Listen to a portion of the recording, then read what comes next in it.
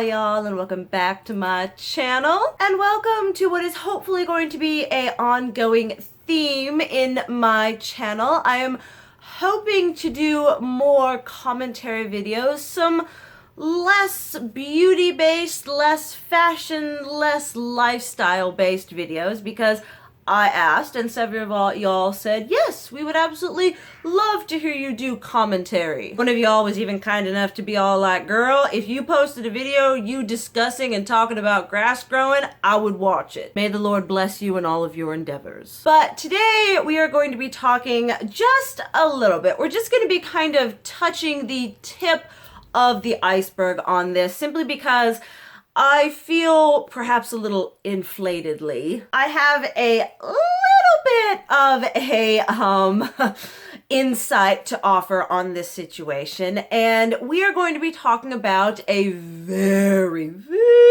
controversial YouTuber on the platform known as Amberlynn Reid. Now, I have seen some of y'all, I watch some of the commentary channels, and I comment, some of y'all are like, woo, what's up, girl, you in this platform too? So some of y'all do know that I already listen in, watch, and everything like that on these things. I am somewhat multifaceted, and I do like things more than just beauty that interest me. And in all honesty, health is one of those things.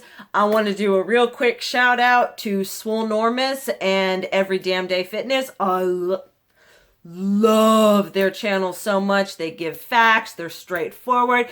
If I lived near where Every Damn Day Fitness was, I would be a part of that program. But one thing I wanted to talk about with this is kind of my takeaway from a lot of her content and a lot of her problematic behavior as someone who also has an eating disorder, specifically binge eating disorder. Now, back in my unhealthy days, I was anorexic. And then, kind of after dealing with that, we reached the point of the fact that I didn't have the willpower to be as in control as I was then. So I was just said, screw it, we're just gonna eat everything. I did not have any of the purge tendencies. It was just the eating. I love eating. And now I feel, I know for a fact, not for a fact, in my opinion, allegedly, Miss Reid does have an eating disorder. She definitely has a food addiction. Now, food addiction can come about in a myriad of ways. It's very much tied to mental health. Not only that, a lot of the foods that we are like programmed or that we are exposed to in today's food economy are very addicting foods. Like, they've got the high sugar content, they've got the high fat content. I mean, you don't see nobody coming up on television or in documentaries and they're like, oh man, I'm addicted to celery. No, it's I'm addicted to pizza. I'm addicted to donuts. I'm addicted to these, these fat, easy pleasure foods, things that really stimulate that part of the brain that gives you the happy feels. And so as a result, food can often be used as a coping mechanism, kind of in the same way, when you have mental health and you do certain self-harm. And in many ways, this whole, overeating and using food as a coping mechanism is also a form of self-harm. Now, one big difference between me and Amberlynn is the one thing that when either when I was anorexic, I still currently battle with my binge eating disorder, because I have an addictive personality, just straight up. And so when I go into things, I tend to go real hard, all the way, balls to the wall type thing. But whenever it came to my eating disorders, it was the type of thing I could not imagine broadcasting my disorders online on this huge platform for everyone to see, for everyone to pick apart. There was such and still currently kind of is a sense of shame, a sense of regretfulness, because when you, at least in my opinion, I can only express my opinions and my experiences, when you get hit with like the need to binge, it's this, and the thing with binge eating, at least for me, is it's not like, oh, I'm just eating everything all day, every day. Usually you're doing pretty good. You're going along and you're doing whatever this and everything, and then you get hit, and 12,000 calories later, you're like, oh. But what would happen with me is it's like the type of thing where, yeah, you've got your favorite things that you like to eat, and not all of us are as lucky as Amberlynn to be able to go out and purchase our favorite binge foods. But you're going through the cupboard and you find something that's like, you're just like, well, this is kind of potentially might be okay, and you eat all of that anyway, not necessarily because you like it, but because it's there. You're not looking for quality, you're looking for quantity, you're looking for volume, because there's something about the eating in and of itself, the action of eating, that fulfills something within you. Which is why I think I watch a lot of Michael B. Petty videos, and there are a lot of times where he's like, I don't think Amberlynn really likes food, I think she just likes eating, and that is probably very much the case. You do have your favorite things that you like to eat, but all in all, when you're a binge eater, you just like to eat. Food is food. The action of eating is what really gets you going on. And yeah, it's more enjoyable when you're eating like macaroni and cheese, mashed potatoes, donuts, cake, cheesecake, those fatty, sugary foods that literally take over your mind.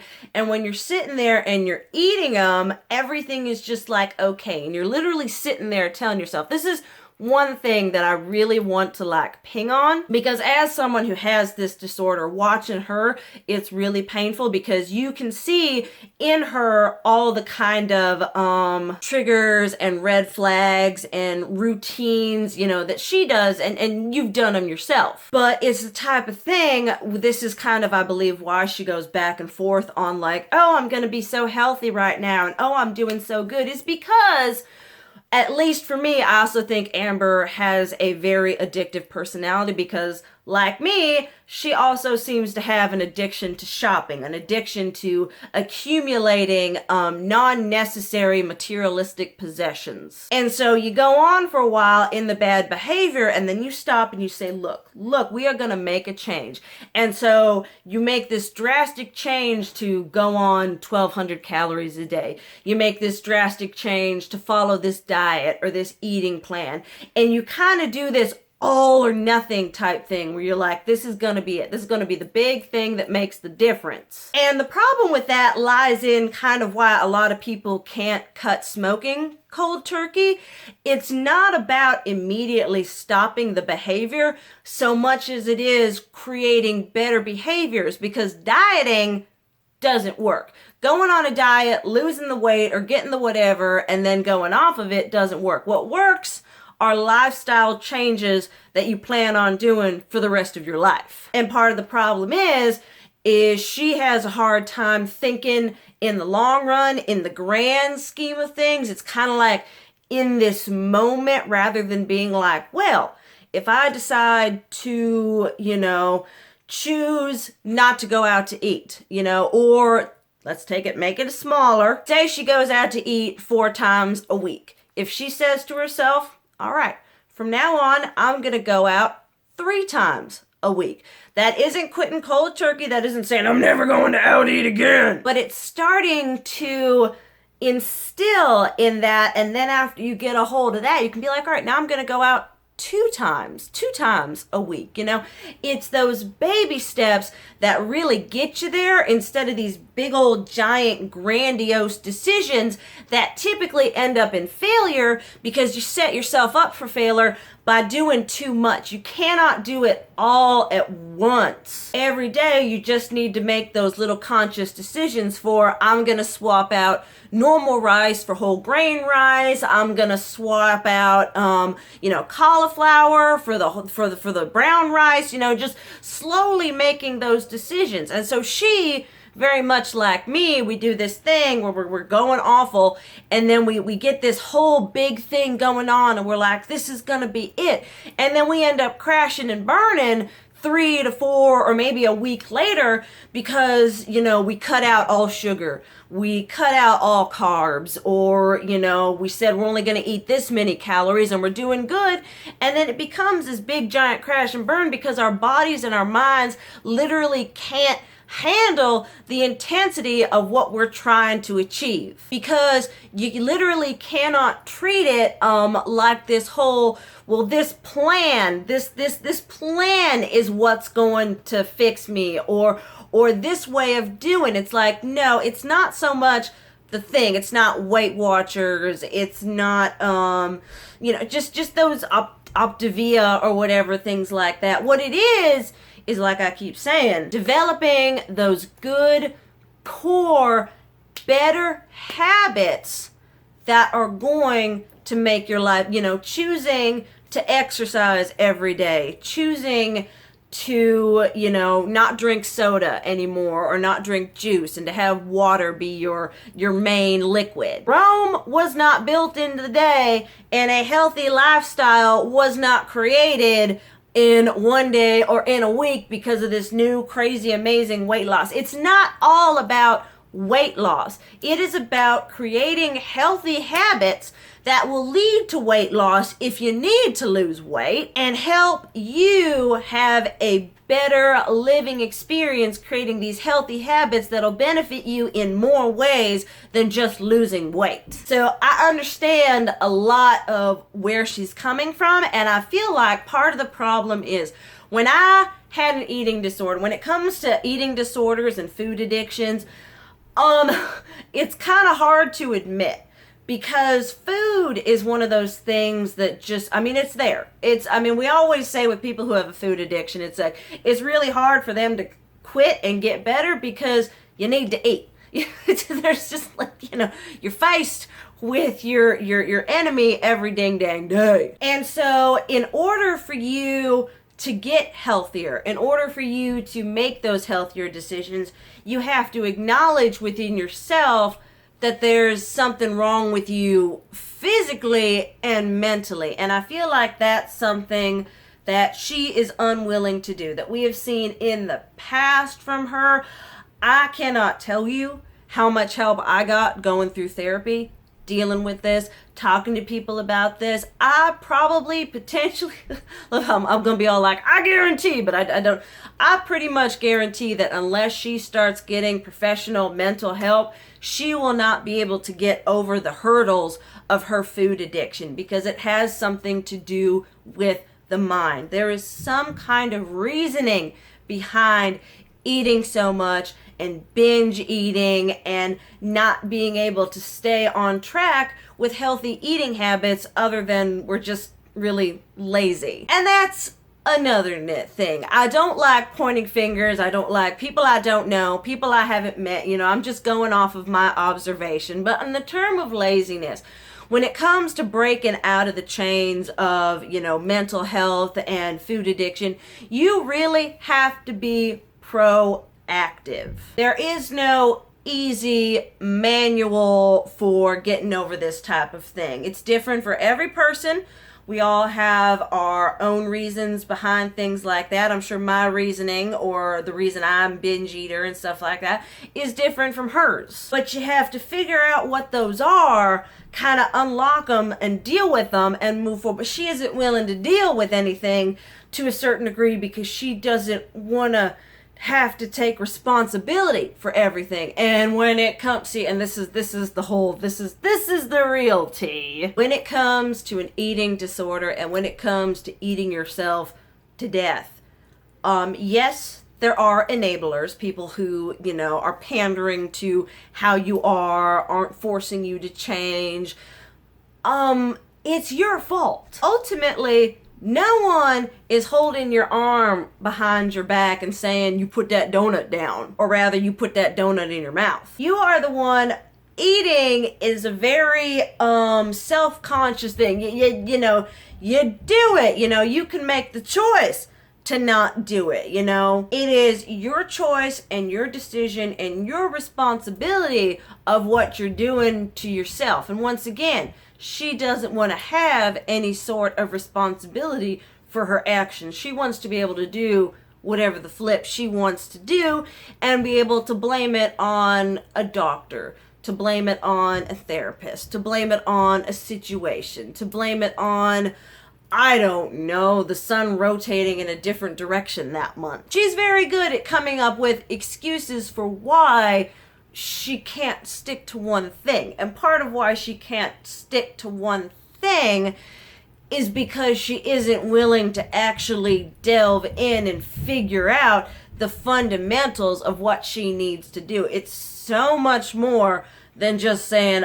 I'm gonna eat 1,200 calories a day. I mean, to be completely honest, if I didn't have like the I want to say obsession, the need to stay in a relatively whatever state of whatever, I'd have eaten myself to probably around 300 pounds. The heaviest I've ever been was, I was this close to 200 pounds. And I even told my husband, I was like, if I reach 200, take me out and shoot me. And actually one of the best things that ever happened to me was being diagnosed with diabetes, because that sounds horrible, but it ended up being the wake-up call that I needed to cut my carbs, to exercise, to eat healthy, to maintain a lower weight. When I cut my no candy, limited pasta, limited bread. I mean, the carbs I needed to have were some vegetables and fruits and stuff like that, complex carbs. The weight fell off. Literally, I lost about 20 pounds in about a month and a half just from cutting them carbs. And so as someone who is a fellow binge eater, a fellow food addict, I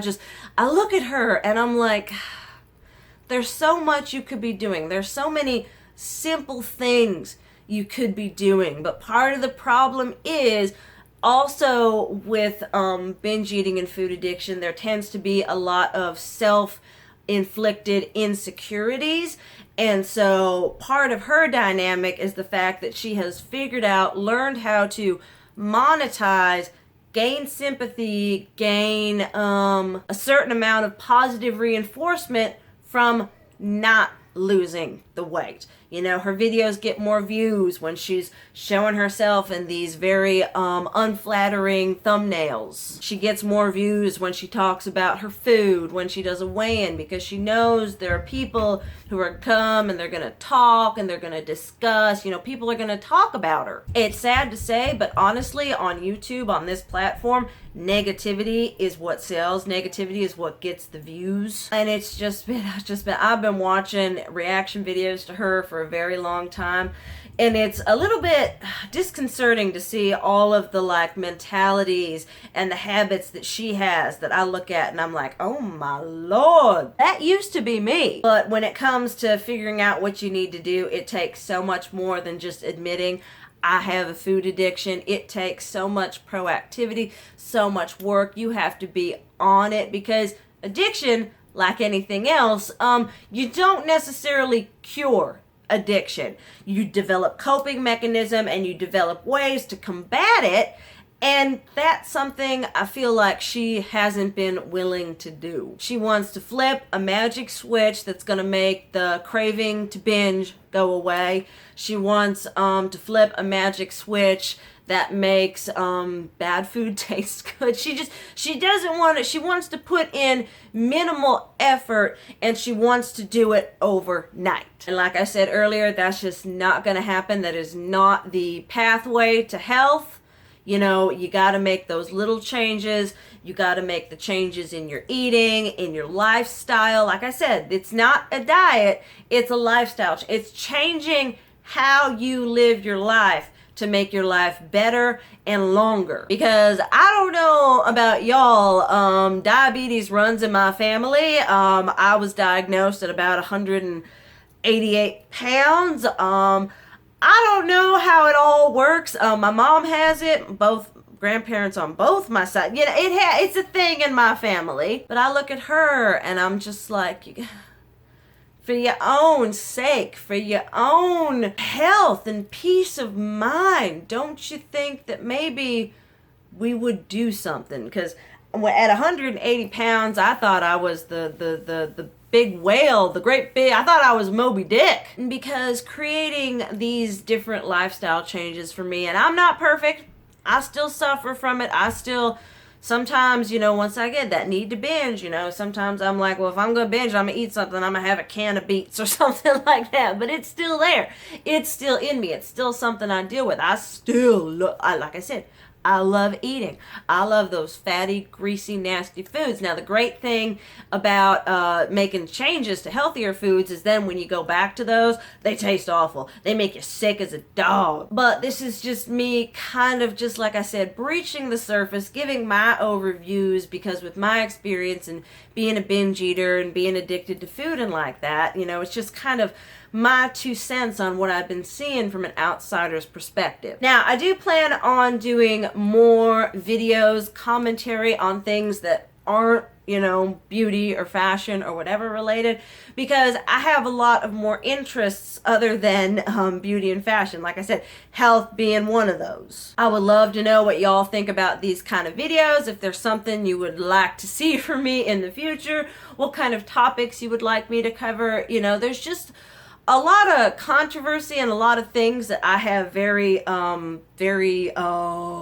got a lot of opinions on them, and I would like to express them. So definitely let me know if you are familiar with this situation. Definitely let me know what you think down below. If you think I'm on it, if you think I'm just losing my mind. I will leave Michael B. Petty down below. I will leave Obese to Beast. I will leave not Obese to Beast, he's a good one to watch, but I'll leave Swillnormous. I'll leave Every Damn Day Fitness. I'll leave all of that down below.